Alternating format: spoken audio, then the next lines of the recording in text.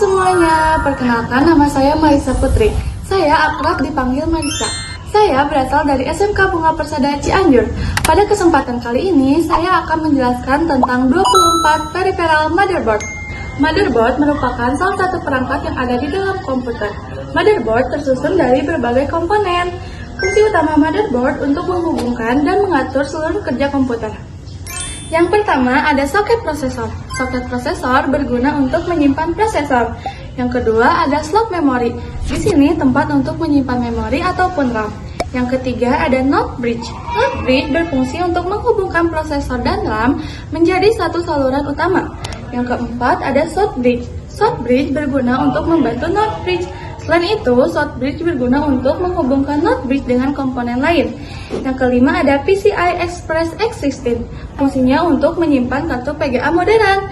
Dan yang keenam ada PCI Express X1. Fungsinya untuk menambah kartu tambahan. Selanjutnya ada AGP. AGP adalah tempat penyimpanan kartu PGA seri lama. Setelah itu ada PCI. PCI adalah slot kartu tambahan dengan catatan kartu tersebut berkecepatan lebih lambat dari PCI Express dan AGP. Setelah itu ada BIOS. BIOS adalah program booting komputer. Selanjutnya ada baterai CMOS. Baterai CMOS berfungsi untuk BIOS. Selanjutnya ada port SATA. Port SATA untuk koneksi HDD ataupun SSD modern. Dan setelah itu ada port IDE. Port IDE berfungsi untuk HDD ataupun CD-ROM. Atau juga bisa untuk media penyimpanan. Selanjutnya ada port floppy. Port floppy berfungsi sebagai koneksi floppy disk ataupun disket. Selanjutnya ada port power. Port power berfungsi untuk menyalurkan koneksi daya listrik kepada motherboard. Selanjutnya ada back panel.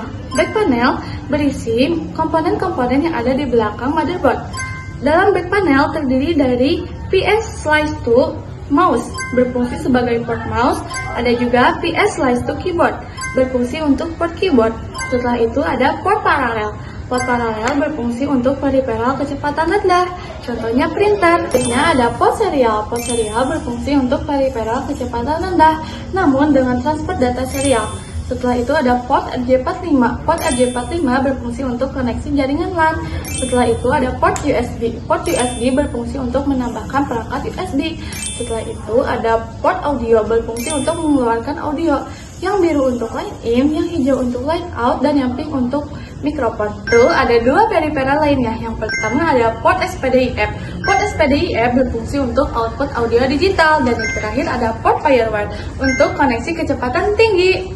Kesimpulannya, semua peripheral dalam motherboard ini berfungsi. Jikalau salah satu peripheral di sini tidak berfungsi dengan baik, maka semua komponen motherboard tidak akan berjalan dengan baik. Sekian presentasi dari saya, mohon maaf bila ada kesalahan. Terima kasih, bye-bye.